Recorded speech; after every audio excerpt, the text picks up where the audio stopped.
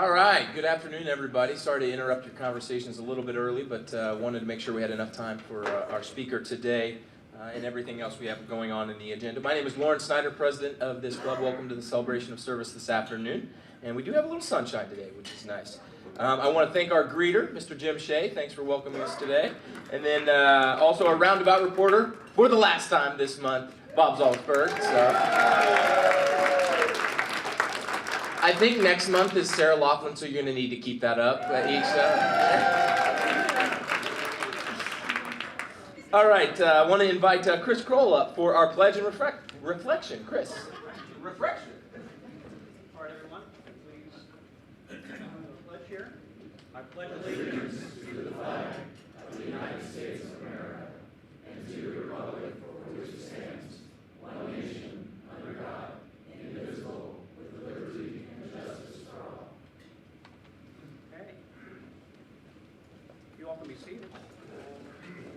All right, here's my reflection, and I found this actually in LinkedIn. How many LinkedIn members do we have here? I'm just really curious when I get in front of a group to see. Anyhow, this is something of inspiration that I found, and I apologize if you've heard this story before. Once upon a time, a daughter complained to her father that her life was miserable and that she didn't know how she was going to make it. She was tired of fighting and struggling all the time. It seemed just as one problem was solved, another soon followed. Her father, a chef, took her into the kitchen and he filled 3 pots with water and placed each on a high fire. Once the 3 pots began to boil, he placed potatoes in one pot, eggs in a second pot, and ground coffee beans in the third pot. He then let them sit and boil, and without saying a word to his daughter, the daughter moaned and impatiently waited, wondering what he was doing. After 20 minutes, he turned off the burners. He took the potatoes out of the pot and placed them in a bowl. He pulled the eggs out and placed them in a bowl. And then he ladled the coffee out and placed it in a cup. Turning to her, and he asked, "Daughter, what do you see?" "Potatoes, eggs, and coffee," she hastily replied. "Look closer," he said, and touched the potatoes. She did and noted that they were soft.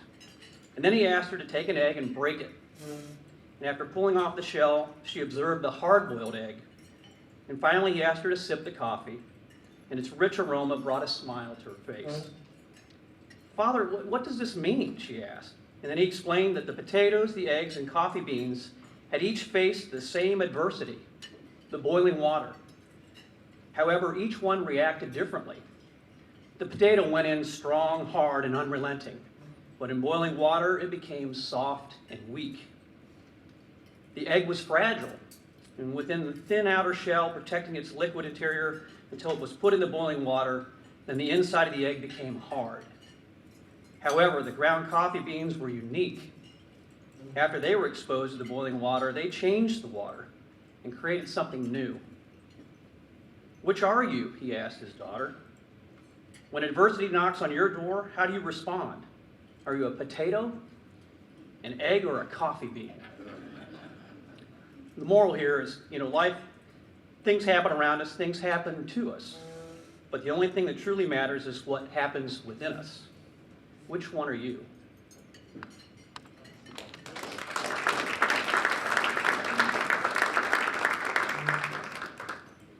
Thank you, Chris. That's outstanding.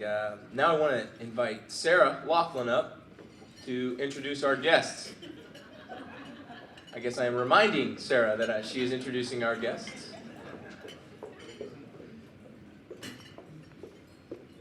All right. I think we have several guests today. All right. Only 4. Good. Only got 4. I think I can pronounce them all. Mona Mellinger, guest of Jean Emery from German American Bank. Anne LeDuc, guest of Aaron Davis from Unitarian Universalist Church. Lauren Dimmitt, guest of Kyla Cox, whose brother is a Rotarian, I found out, with Wooden McLaughlin. And Jan Steinblick, guest of Jim Bright, retired aviation magazine writer. Thank you all for coming. If you have any interest in Rotary, just talk to somebody at your table. Thank you very much, Sarah. And as part of our Rotary family, and just thought this was important to share. First off, Charlotte is doing better and is taking some guests on, and I just want to report back. I've been in communication with the family, and Susie Graham's keeping close tabs as well, so keep her in your thoughts. Also, I just wanted to share this. Last month, Glenn Steenberger and the staff at the Boy Scouts of America participated in a Narcan training. That's the word, but administration training, and we're equipped with these kits. Glenn put one of these in his glove box, never thinking he would use it. This past Thursday afternoon, never unfortunately appeared. Glenn was on his way to an appointment when he came upon a fellow on the Beeline Trail that was down, bloody, and blue. Glenn administered the kit, called 911. The man came back around. Police and EMTs showed up, and Glenn was on his way. So, Glenn, thank you for your service.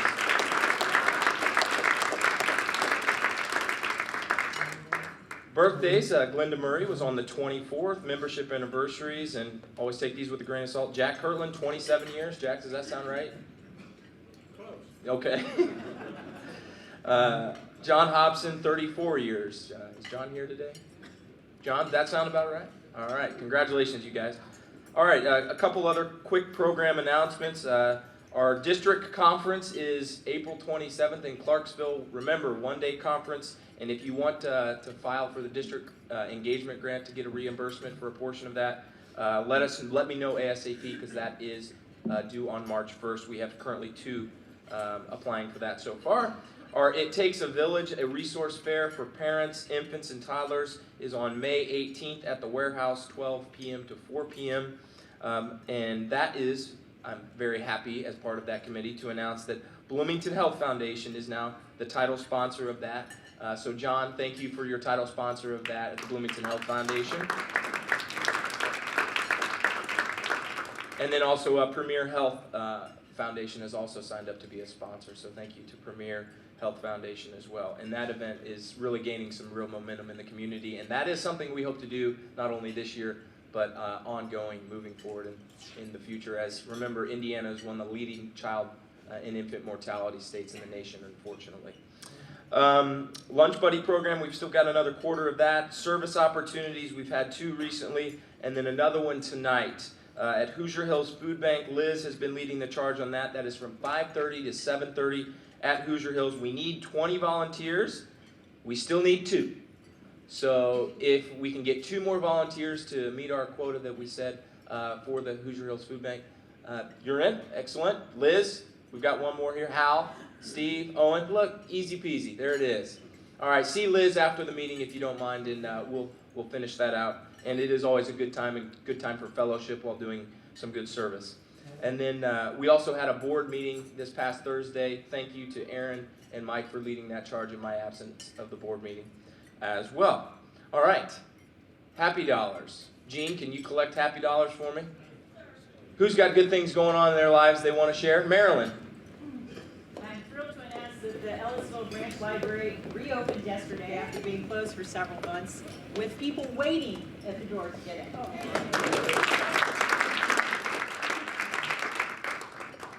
So, thanks to Ann Connors, Rex, Jim Bright, Liz, and Tim for your willingness helping with the 100 Men Who Cook over the weekend.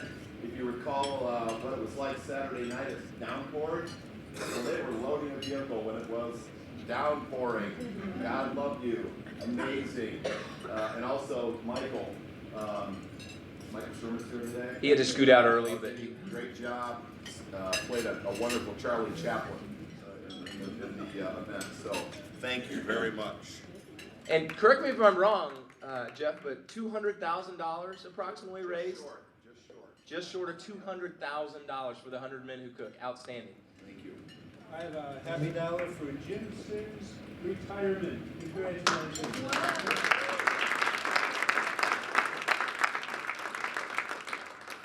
I have 2 happy dollars. One on behalf of my wife, who got a letter this week that she's been accepted to her master's program here at IU.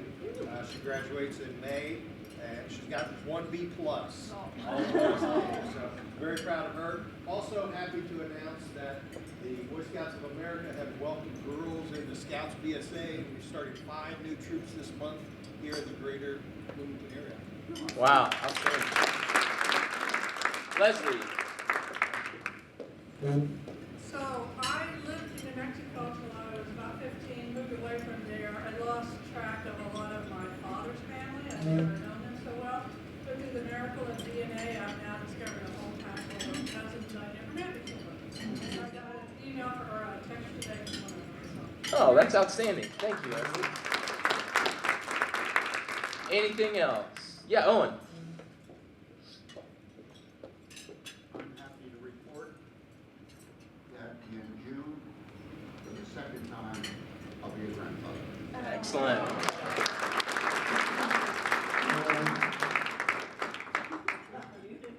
Gene, I've got one. It's great to see a mentor of mine on the screen, and that's Senator Richard Lugar. I was fortunate enough to work for him in 2006 out in Washington, D.C., and the two gentlemen pictured there, Representative Hamilton and Senator Lugar, are two extraordinary statesmen that I think we need more of this day and age, and I was honored and privileged to be able to spend every Thursday for an entire summer with the senator having lunch or dinner. And he is exactly what you see, and we should all be appreciative that he represented us. So great to see the senator, even though he's not physically with us. Anybody else? Awesome. All right, now I want to invite Mr. Jim Bright up to introduce our program. Jim.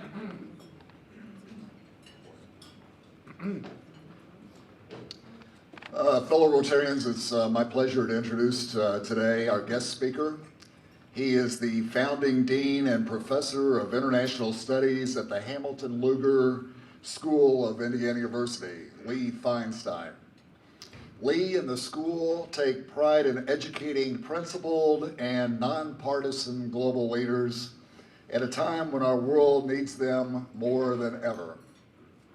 Before joining IU in 2014, Lee served as U.S. Ambassador to Poland from 2009 to 2012. Earlier, he was a senior fellow and deputy director of studies at the Council on Foreign Relations, where he specialized in U.S. foreign policy, international institutions, and national security affairs. Lee served on the presidential transitional team for President Obama and as principal deputy director and member of the policy planning staff at the U.S. State Department from 1994 to 2001. During his career, Lee served 4 secretaries of state: Warren Christopher, Madeleine Albright, Hillary Rodham Clinton, and John Kerry, whom you see on the screen there.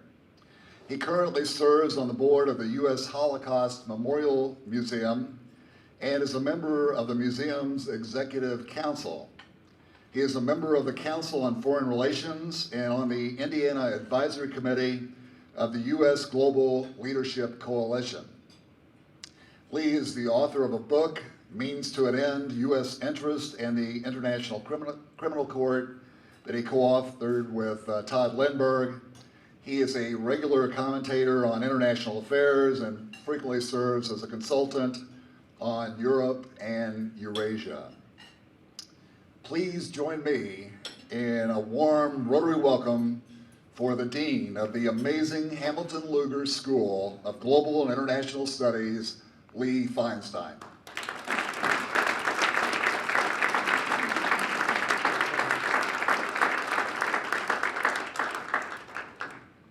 Jim, thanks so much. Thanks, Lauren. What a treat to be able to hear, to eavesdrop on the incredible activities that everybody is doing around the table. I'm here with my family now for almost 5 years, and so many of the places that you support and acknowledged and that we had a chance to talk about around the table are places that my family has really benefited from. including the warehouse, which is a regular stop for us, whether it's for plays or boxing, or the Hoosier Food Bank, which we've been very pleased to support over the years, and then other things like the Fulbright program, which I discover Owen and I met in Warsaw around 2009, I think, or maybe early 2010.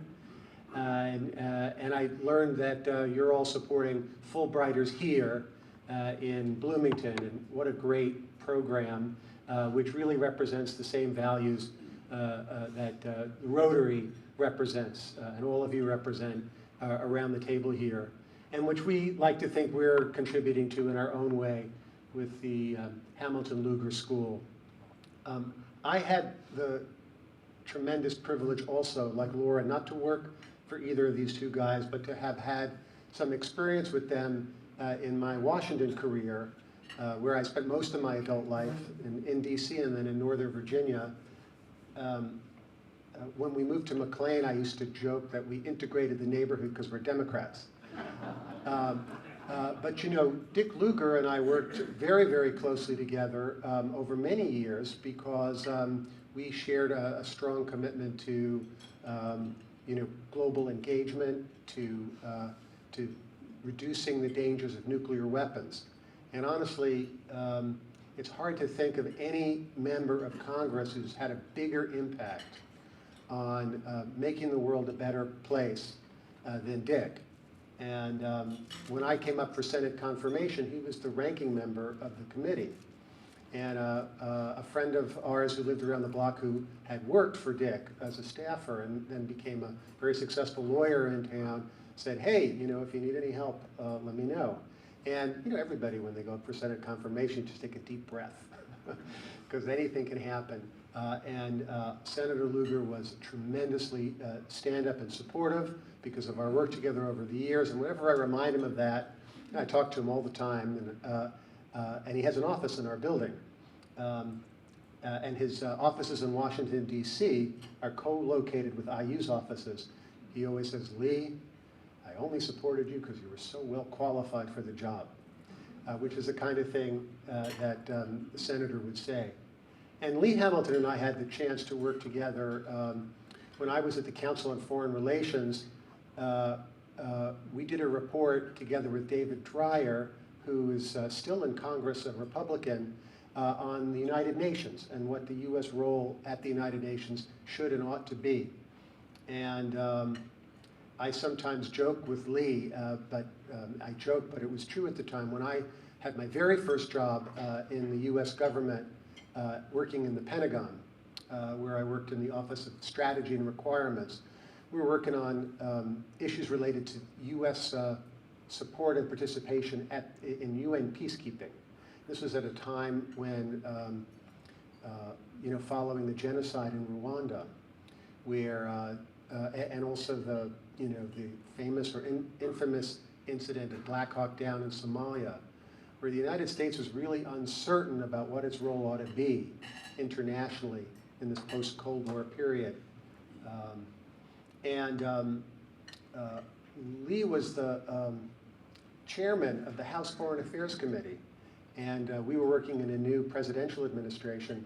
And even though Lee and I were of the same party, he used to give us the hardest time. He was really tough as nails, and appropriately so, because we had a lot to learn, and he really helped. And so that's what I mean by, you know, the nonpartisanship that our school represents and that these two men really reflect. They're really, you know, not just because they're Hoosiers and not just because we are fortunate enough to name the school after them, but honestly, it is hard to think of two people from the Congress in the history of our country who've had a greater impact on American foreign policy than these two guys. And we're really thrilled that we were able last October to name the school after them. Well, I was asked to talk a little bit about the school, so I'll do that. And then probably some of you are already familiar. How many of you have been over to our building? Oh, that's terrific. So for the tiny minority of you who haven't, you should check it out. It's really beautiful. And it speaks to this community and this state's commitment to global engagement. You know, half of that building, and it was not a cheap thing to put up over there. When I moved here, everybody complained that I was taking away their parking spaces. But that building cost over $50 million, and half of that money came from athletics. They could use that money now, but you know, Fred Glass made the decision to use some of the Big Ten network funds to show what the university was about. Talk about the importance of scholar athletes, to talk about the importance of global engagement for athletics. Of course, IU is famous for its tremendous record in the Olympics, including very recently. And that just says a lot about the university. There's no other university, I can say very confidently, that takes its revenues from its sports program and puts it for the study of things like Kazakh or Turkish, which are some of the things that we do. But it also speaks to the state because we're a state university and we would not be able to do what we do but for the strong support of the state for global engagement. And this isn't just under this governor, who is a tremendous advocate for our school and for the state's global role. But it dates back 100 years for the global engagement of IU. So let me just do some slides, and then I'll leave time for questions, and I'm happy to talk about anything about current events if you're interested, about the school, of course, and about me, if you have any questions. And I also wanted to just thank and introduce Callum Stewart, who's my colleague from the Hamilton Luger School. Some of you have met him, and he's left some information up at the top. So if you're interested in more stuff about the school, we've got some chum for you at the front desk. Let me see if I'm doing this right. Where am I pointing? Here? Switch it on. Here, I'm gonna ask for some assistance here. All right, thank you. All right, so before I get into the kind of the nits and noits about the school, I just wanted to set the background in which we operate, which is first and foremost, what the school does is unique, but it's also something that's under challenge globally. Lots of universities in the United States are reducing their commitment to the study of the world, which is surprising. But one example of that is, this is a very recent article from the Chronicle of Higher Education from just a few weeks ago in late January, which describes a quote-unquote stunning loss of foreign language programs in 3 years at colleges around the country. 651 foreign language programs disappeared in the last 3 years. And I'll say more about this in a minute, but we're doing the opposite. We're investing in the study of language and in the study and in the development of expertise about important places around the world at a time when many other places are doing the opposite. So it's really unique, the support for this kind of education. It's obviously, to this group, necessary, but the investment is really counter-cyclical. The second is, again, telling all of you what you know as well as anybody, this is really a time of tremendous churn and change. Whenever you speak to a civic group, you're supposed to say this is a historic time, but it's really a historic time. It's a time when the world is changing because of changes in technology, changes in demographics, changes in our climate, and the direction we're headed, well, no one can ever predict the future, but it's a very, very uncertain period, certainly as uncertain as at any time since the pre-war period. And related to that, at this time when the challenges are greatest, the attitudes in our country about what to do are very uncertain and contradictory. And obviously this is a period of hyper-partisanship in the United States. But it's also a time, you didn't realize how uplifting this commentary would be. It's also a time when young people have a declining trust in institutions, actually young and old, but young people in particular have a declining trust in the idea of democracy as the best system to address the problems we face. And we had a very interesting panelist come to campus last year, a guy named Yasha Monk, who was brought together some of the polling information. But just to give you an example, in 2011, 32% of Americans believed it would be better to have a strong leader who does not have to bother with parliaments or elections. And this attitude, there are other ways to register it in these surveys, but this attitude is particularly prevalent in North America and in the United States, but also to a certain extent in Europe as well.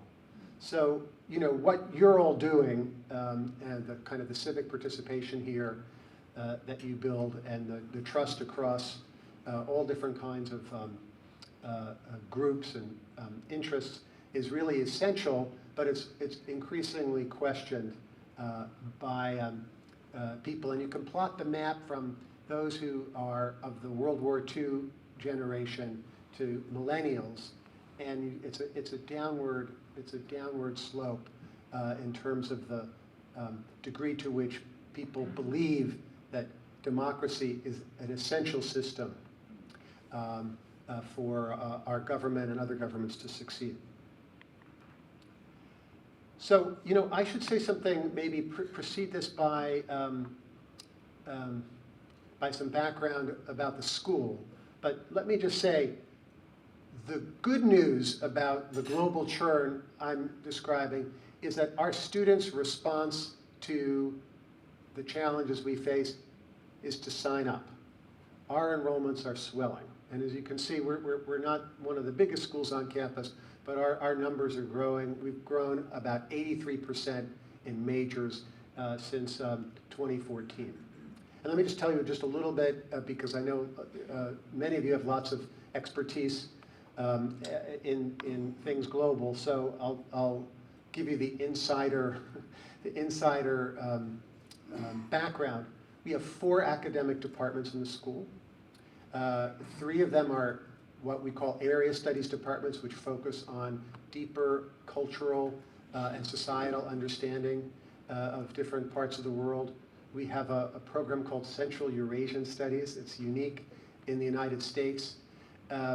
It was founded in 1943 as a U.S. Army training program. We have a Department of Near Eastern Languages and Cultures, which focuses on the Middle East.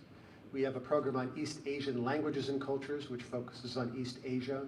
And then we have a new department, a Department of International Studies, which is the thematic or functional department, which looks at cross-cutting issues, whether it's security, or climate change, or human rights. And those 4, plus almost 24 programs, institutes, and centers comprise the school. And that's what puts the G in global for us. As we grow, we're getting smarter. Our students are really extraordinary. They are good students by any university standards, and we're really thrilled. I don't know what it means to have a 4.0 anymore, but I'm hoping my kids do. But our median grade point average for our incoming class is a 4.0, which is pretty good. And you can see the median SAT scores.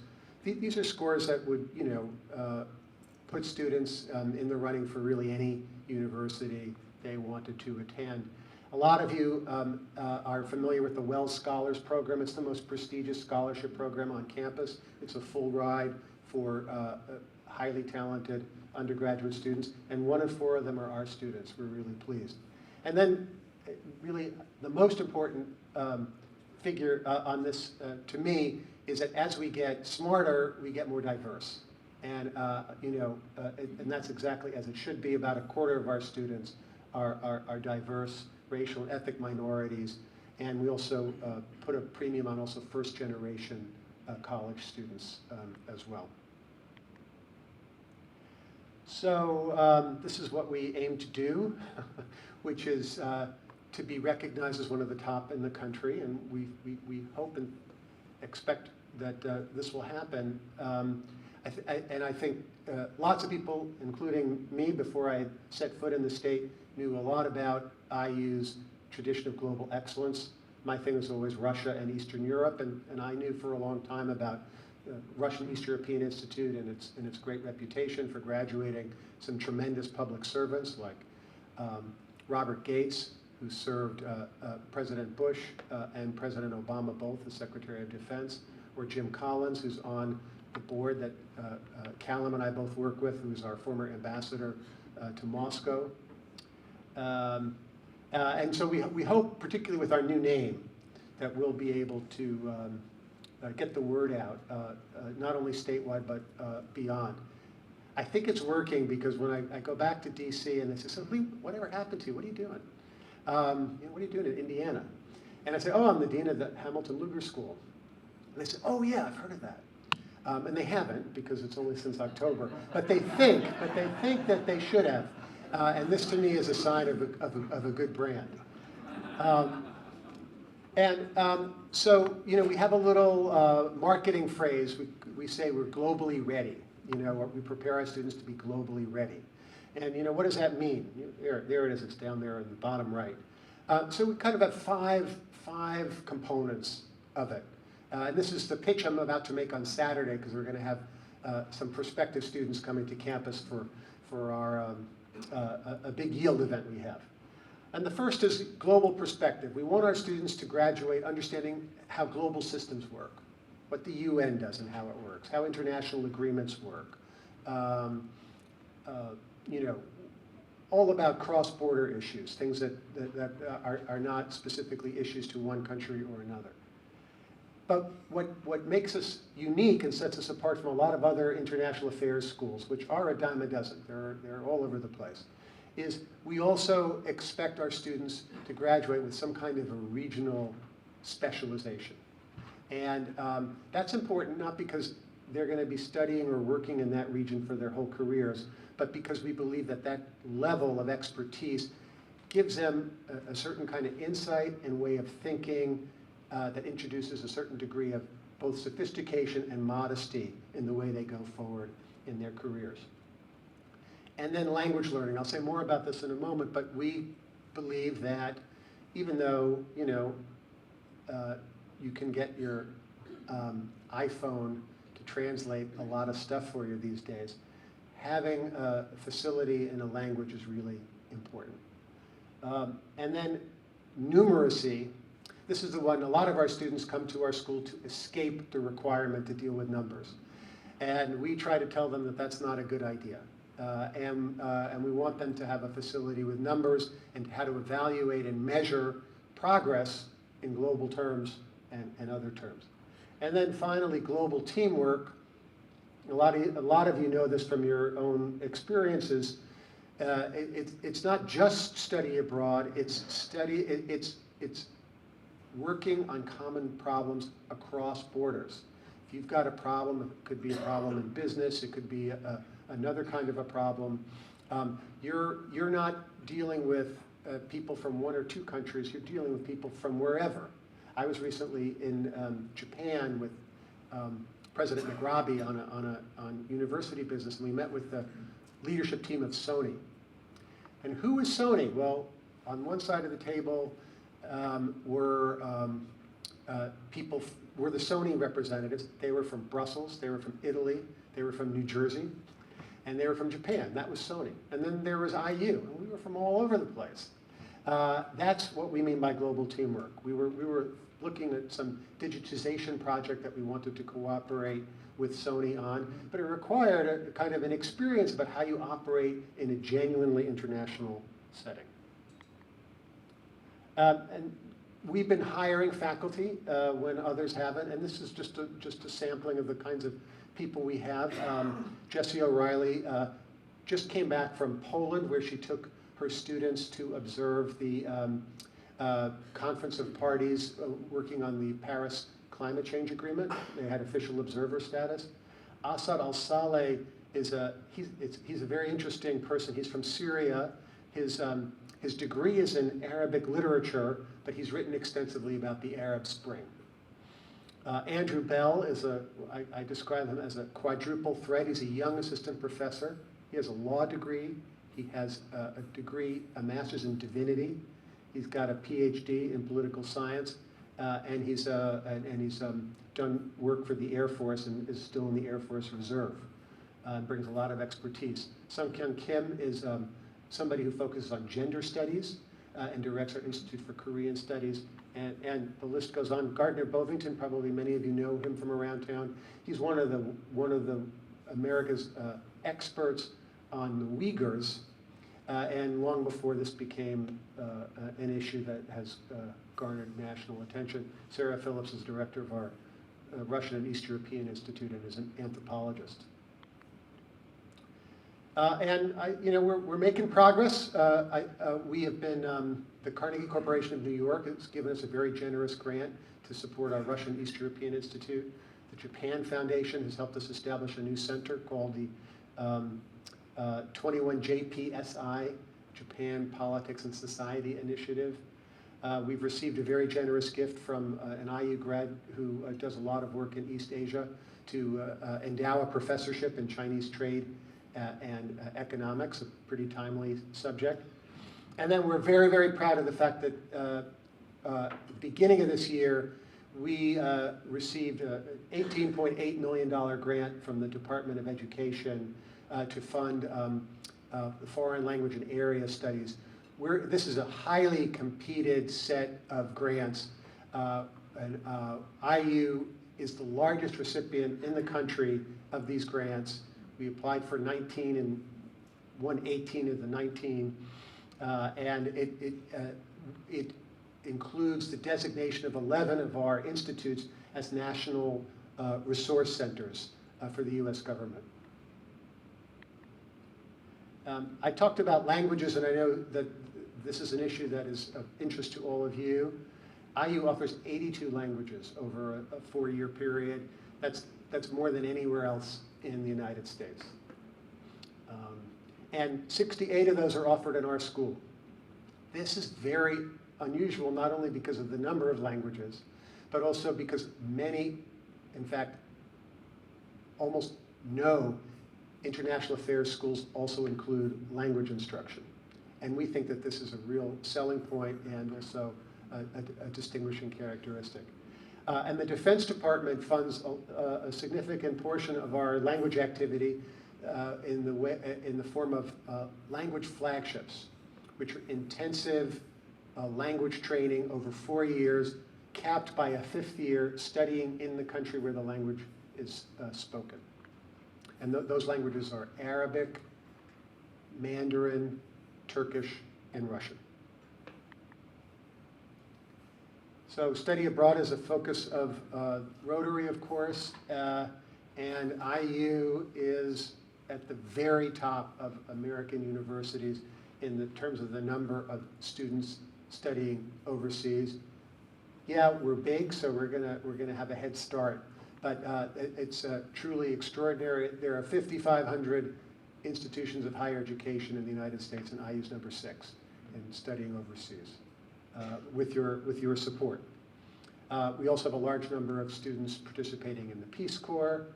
And in our school, we are aiming for 100% participation in overseas study. We're now at 65%, and that's pretty good, but we'd like to get better. Probably the delta is first some international students who study in the school, who may be disinclined to go overseas because their overseas experience is being in the United States. But also, you know, there are groups of students who don't think overseas study is something that they can do. It's not part of their imagination or part of their family's culture. And that's where a little bit of financial assistance can go a long way, just to convince them that this is worth doing and that it's not just hanging out and having fun in Barcelona, although there's nothing wrong with that. Another important aspect of what we do is to serve the state. I mentioned that Governor Holcomb has been a big supporter of our school. His very first remarks at IU after becoming governor were at our school, at our conference. And this is one of our 5, strategic priorities. We had to do a strategic plan. That's, I guess, one of the things you got to do if you're a dean. You have to write a strategic plan. And those Japanese flags represent counties in which there's a presence of Japanese businesses. They're highlighted because on a per capita basis, Indiana has the most Japanese investment of any state in the country. Probably many of you knew that. And a lot of the government resources we get are focused on helping the state be more competitive globally, and this is just some of the ways we do that. And I mentioned the Wells Scholars Program, so now that we've renamed the school, we're looking to ensure that we continue to attract the best students and that money is not a bar for anybody seeking to study with us. So we're aiming to raise funds for a Global Leadership Scholars Program, which would be akin to the Wells Scholars Program, so that undergraduates and, to a certain extent, MA students who come to IU and want to study here can get their tuition paid with also a stipend.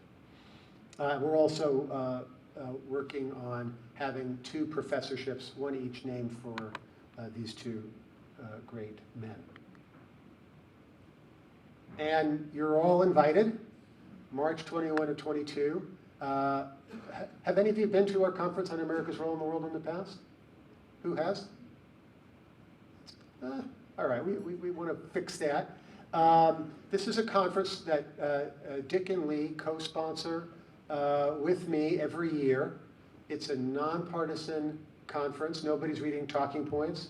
People are talking about important issues, and they're saying what they think and what they believe, but they're doing it with people who probably don't agree with them in the same setting. We have it's a series of conversations over 2 days, no prepared remarks. A moderator asks questions, there's conversation on the stage, and then we leave it open to Q&A. This is just an example of some of the people we have, everybody from the former Secretary of Energy to the Mayor of Elkhart. And one of our panels is called Indiana and the World, where we want to kind of bring home the connections of what happens out there and how it impacts us and the other way around. And you may remember that Secretary of State Kerry came to inaugurate our beautiful building. We were just tremendously proud when we didn't charge to see Secretary Kerry, but we did it in the auditorium just to accommodate a larger crowd. And so people had to reserve tickets online. They were free. But literally within 3 minutes, it was sold out. It was a packed house. And Secretary Kerry made a joke about how he wished he had done so well when he was running for president in this state. But it's a real tribute to the tremendous thirst for information and access to things global, and also just the tremendous generosity of the state in welcoming people who take the time and trouble to come out and see us. So I'll stop there and then leave it open to your questions. And I'll start all the way in the back. How many students did you say are currently enrolled in both? So the question is how many students are enrolled? So we have about 1,000 students in the school now. Roughly 700 of them are undergraduates, and the rest are split between MA students and PhD students. Yes? Thanks for a good talk by Luncheon. It's been well documented in the Chronicle that lots of universities are experiencing a drop in graduate applications for international students. Several schools around you are experiencing that, including Maryland, and perhaps and there's a lot of theories about why that's happening. In general, it's that perceived that the United States is just not that friendly a place for international students to come. And so I have two questions. Are you experiencing that at Hamilton and Louisville? And secondly, do you see this as a temporary thing, or do you think it might be a fundamental reshaping of how international students think about where they might go? So the question is about the reasons for the decline in international students and if this is continuing. So I would say that the fundamental reasons for the decline in international students are structural, and they're not having to do with who's in the White House. So half of our students come from China at IU, and China is developing its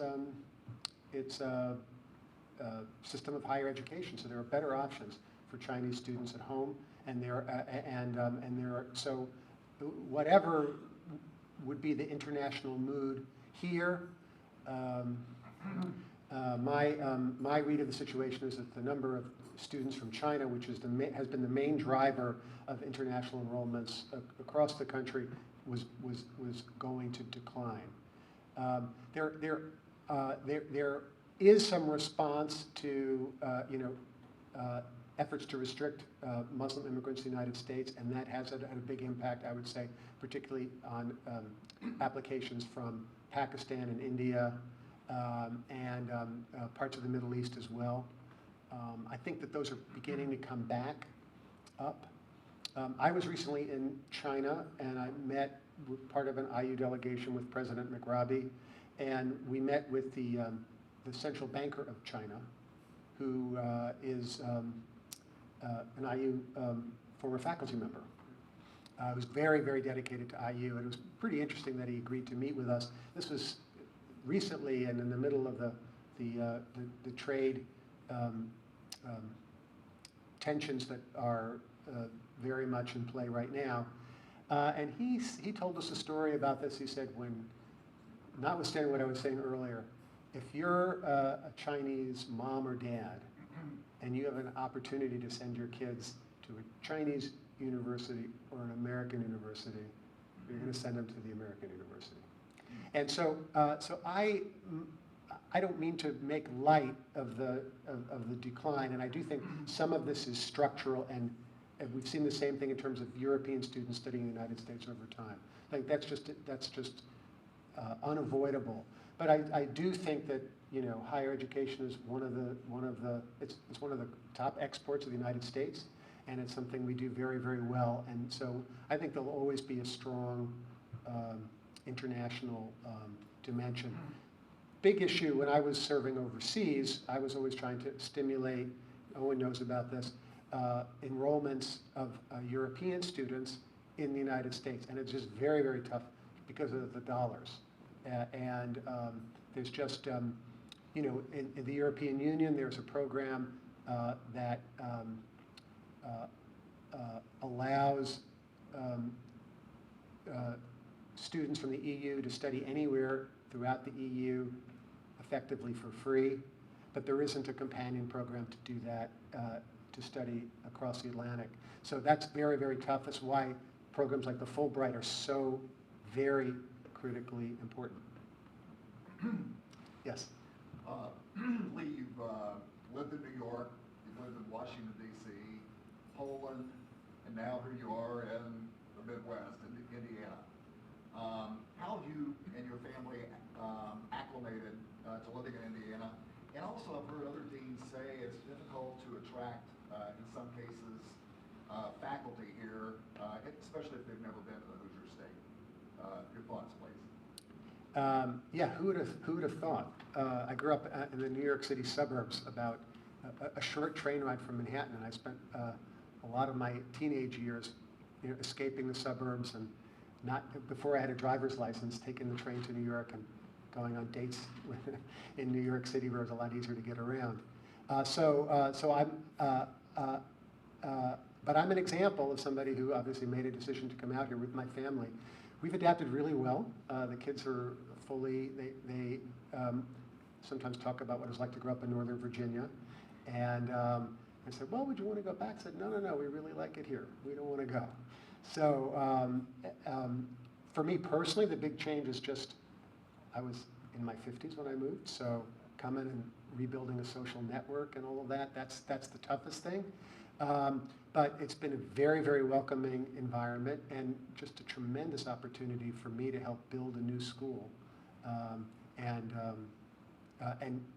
with the resources to do it. I mean, that's the thing. I mean, I see what my friends, a lot of friends who are deans who have a similar background to me, one who's at GW, George Washington University, another who's at American University, one who's at the Maxwell School. And honestly, none of them has the resources that I have had to build a great school. In terms of attracting people, so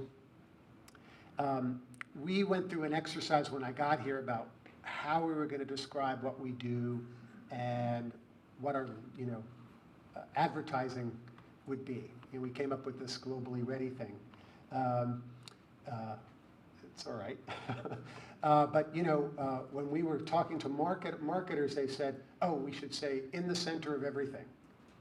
And I said, you can't say we're the center of everything, because we're not. We're just not the center of everything. You have to sell, you have to hug who you are.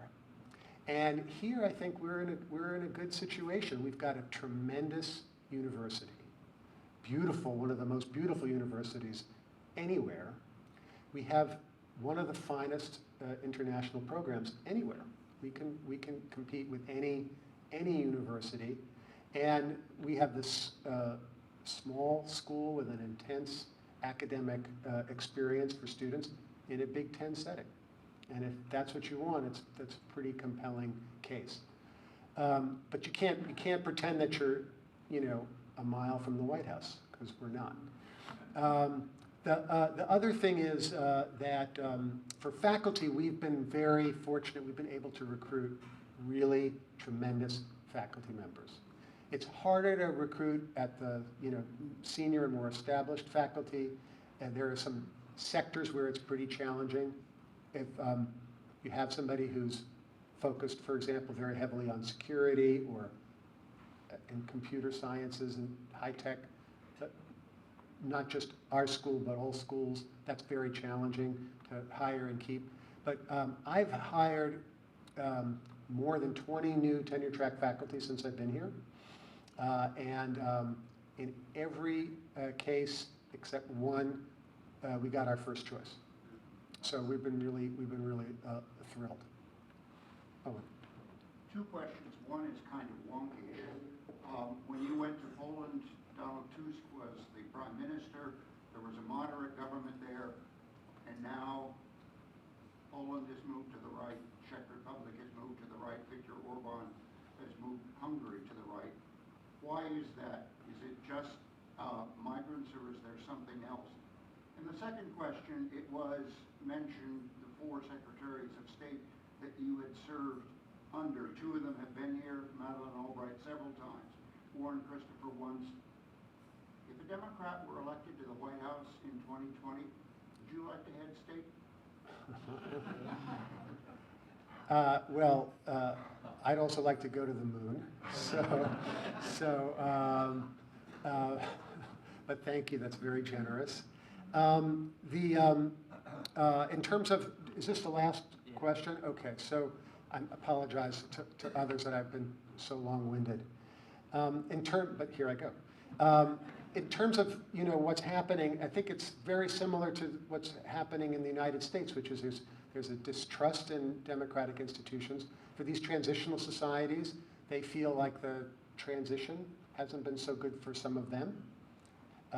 It's a little puzzling in the case of a place like Poland, whose economy has grown every year since 2009, the only economy in Europe to have grown that way. Poland is more prosperous than at any time in its history. But the benefits are not spread evenly, and that's, I think, part of the issue. And part of the issue is national identity. When people are unhappy, they look for safe places to go, and your own national identity is one such place. And people who are looking to shore up their own power bases can make appeals to extreme nationalism, and that's what I think we've seen in Hungary and the Czech Republic, as you're describing, in Poland, but not just there, also in the UK and in Germany, in Italy. So it's a global virus, and it's something I think we all have to cope with, each in our own way. Our democracy has worked for almost 250 years. It's far from perfect, but this idea of protection of individual rights, whatever our backgrounds and whatever our beliefs, has really been essential to our success as a country. When we don't, so we need to do it for our own sake, but also when we don't model good behavior at home, others take notice, and it has an impact. I don't want to end on that note. I want to thank you all for just tremendous questions, and also for the great work you do in the community and with Rotary. Thanks so much for the invitation.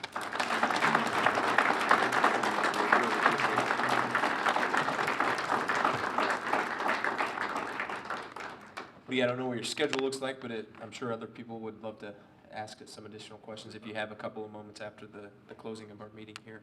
A couple of final announcements. This is our custom that we make a contribution to a charitable organization in representation of you being here today. And this quarter's recognition is to the community kitchen here locally, so we'll be making that donation. Next week's program, we have John Berida, our very own. I think John snuck out, but will be updating us on the Bloomington Health Foundation. And a thought for a week, I thought it was appropriate with Glenn's past experiences past week, and it is the Scout Oath. On my honor, I will do my best to do my duty to God and my country, and to obey the Scout law, to help other people at all times, to keep myself physically strong, mentally awake, and morally straight. The Scout Oath by the Boy Scouts of America. So, Glenn, thank you for what you did, and your group. And with that, I'll ask you all to rise and join me in the four-way test. Of the things we think, say, or do, first, is it the truth? Second, is it fair to all concerned?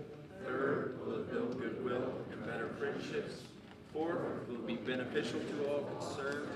And fifth, is it fun? Have a great week, everybody.